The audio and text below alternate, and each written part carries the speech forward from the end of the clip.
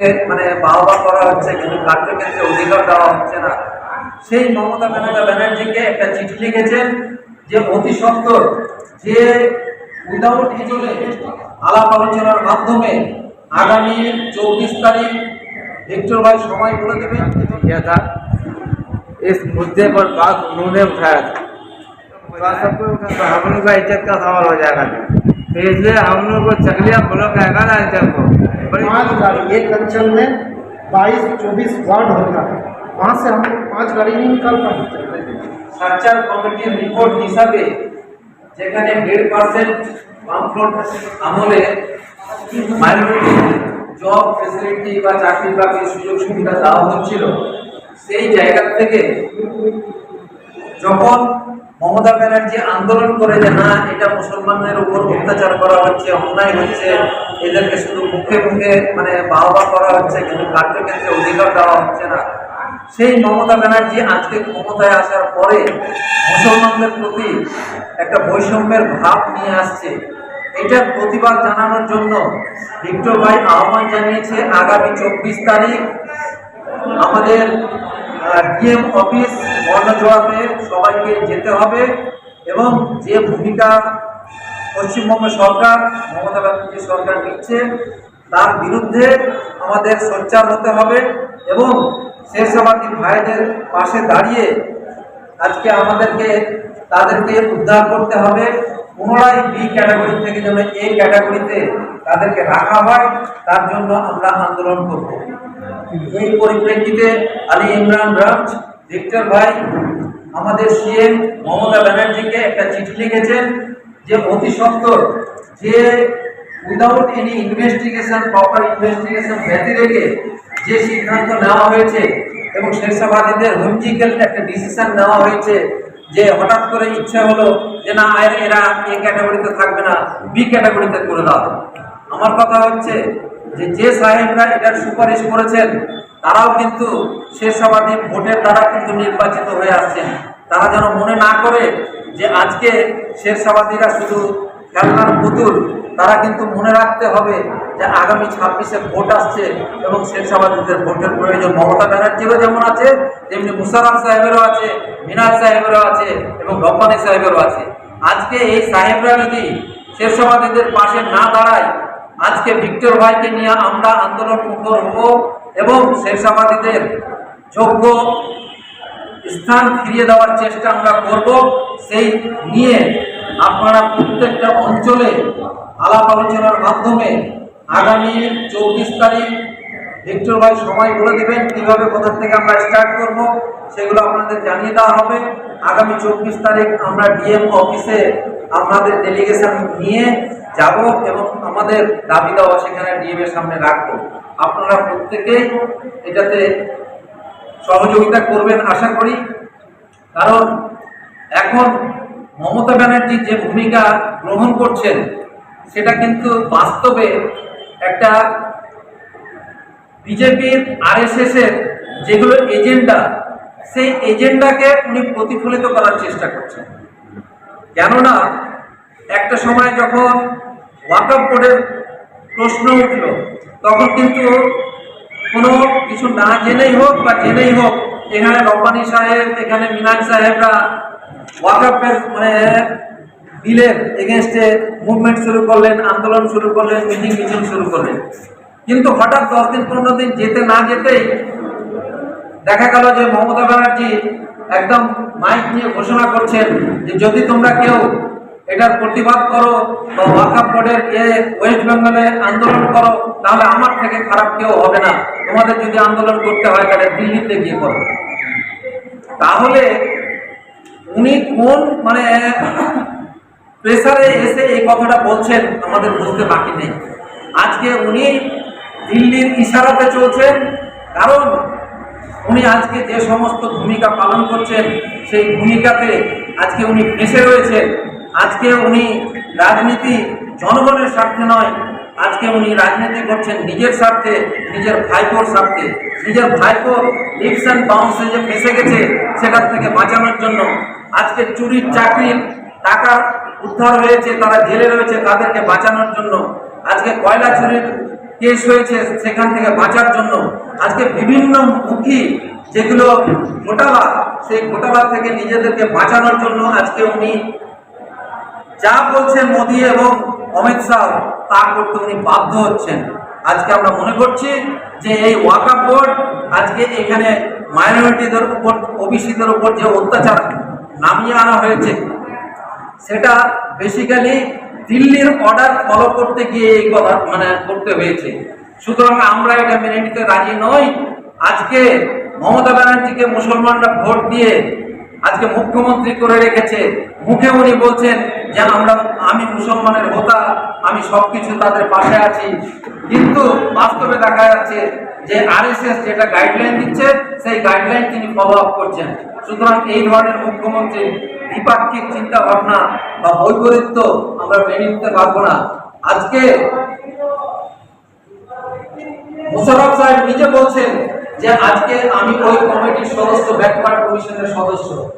উনি যদি সদস্য থাকেন, মমতা ব্যানার্জির পক্ষে সবকিছু জানা সম্ভব নয়, কে আপলিটমেন্ট হয়েছে বা স্বেচ্ছাবাদীরা কতটা উন্নত হয়ে গেছে, এতে থাকবে না বিতে থাকবে। একটা কমিটি কাজ করে, সেই কমিটিতে দুজন হাইকোর্টের জাজ, রিটায়ার্ড জাজ আছেন এবং দুজন আরো সদস্য আছেন, তার মধ্যে একজন মোশাররফ সাহেব। এই চারজনের সুপারিশ ক্রমে একটা ক্যাবিনেটে সুপারিশ গেছে, সেই সুপারিশের পরিপ্রেক্ষিতে আজকে নস্র শেখকে রাখা হয়েছে।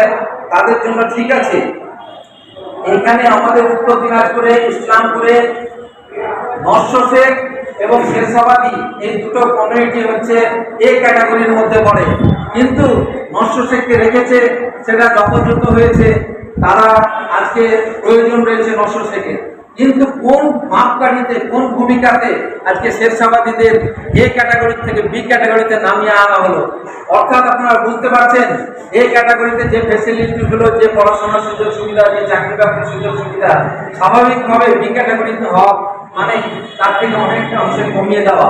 তার মানে আমার ইচ্ছা হলো, আমি আপনাদের আর দেব না, আপনারা বুঝে নেন। বাড়িতে আগুন লাগিয়ে দিচ্ছে, যে জল ঢালার চেষ্টা করছে, নিভানোর চেষ্টা করছে, দিয়ে বুঝাচ্ছে যে হ্যাঁ আমি মমতা ব্যানার্জি মুসলমানের হিতাকাঙ্ক্ষী। এই ধরনের হিতাকাঙ্ক্ষী মুখ্যমন্ত্রী আমরা চাই না।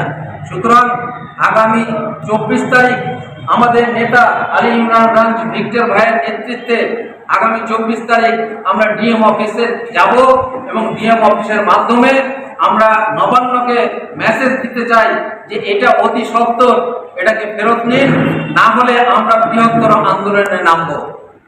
ধন্যবাদ।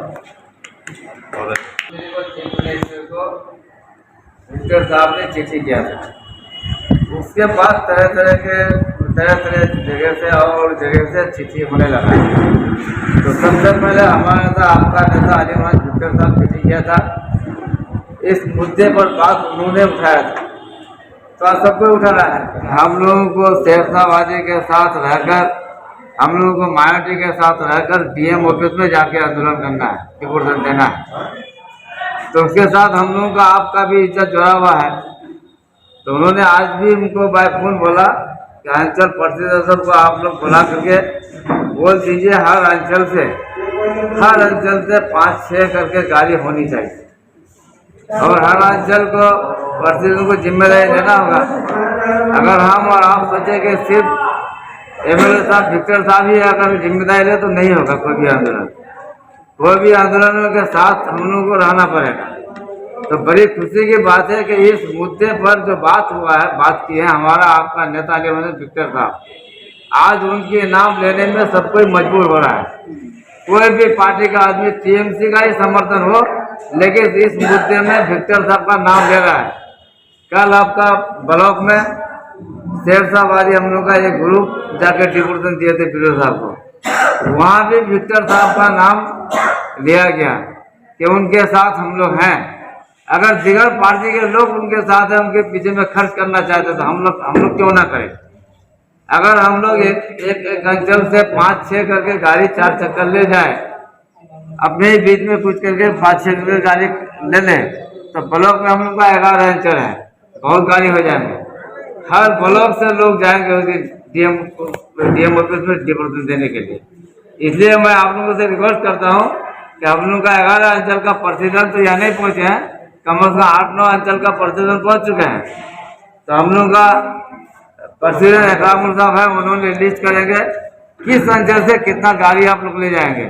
और जिस अंचल में आप लोग मान लीजिए तरियाल अंचल में 5 गाड़ी की हैं, 5 गाड़ी को आप लोग को तरियाल अंचल में भर लेना है, भर के चकलिया पार्टी पे जाना है। यहाँ से हम लोग एक साथ निकलेंगे।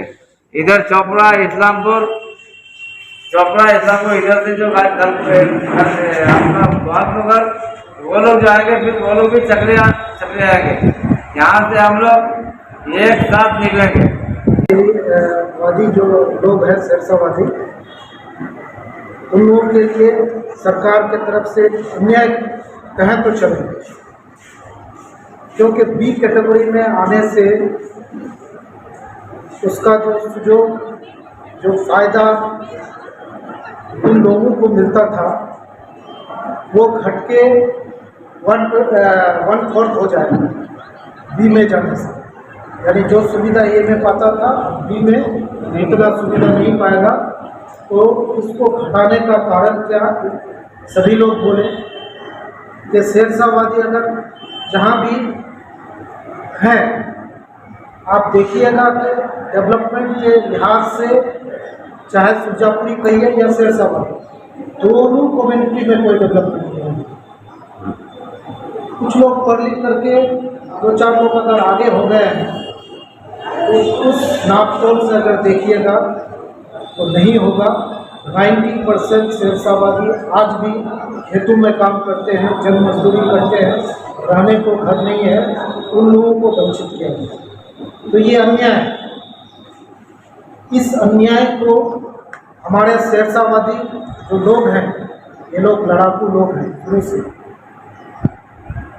अगर इन लोगों को ये समझाया जाए कि ये बहुत बड़ा अन्याय हुआ है, अब कितना लोगों तक ये मैसेज गया है कि हम नहीं कह पाएंगे हम बैठ के, लेकिन अगर उसको अवॉइड किया जाए तो ये बहुत बड़ी आंदोलन खड़ा हो सकता है।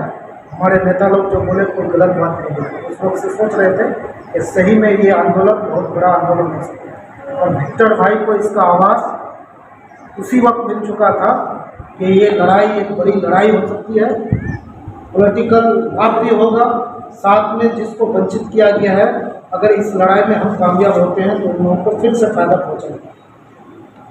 तो हमारे ब्लॉक लीडरशिप, आज सभी हम लोग यहाँ ब्लॉक लीडरशिप बैठे हुए हैं। प्रेसिडेंट साहब बोले कि 5 गाड़ी, तो हम लोग ब्लॉक लीडरशिप है, अंचल का दायित्व हम लोग ये 5 गाड़ी का क्यों नहीं लेते हैं। हम लोग जाएंगे, अंचल से बात करेंगे, अंचल प्रेसिडेंट को कहेंगे, तब जो है 5 गाड़ी का उपाय कर पाएंगे। आप ब्लॉक लीडरशिप हैं, यहाँ से हम लोग ये कहते जैसे हम कानकी में, हम कानकी का दायित्व लेके जाएंगे कि हमारा जो ब्लॉक प्रेसिडेंट है इस लड़ाई के लिए कानकी से 5 गाड़ी इंतजाम करने को कहा। अब जैसे होगा हम लोगों को वहाँ बैठ के यहाँ आश्वासन दे देना होगा हम लोगों को कि 5 गाड़ी आपको हम देते हैं। हम जाके वहाँ किस तरह बात करेंगे, कैसे करेंगे, ये कम से कम जिम्मेदारी अगर ब्लॉक लीडरशिप नहीं मिलेगा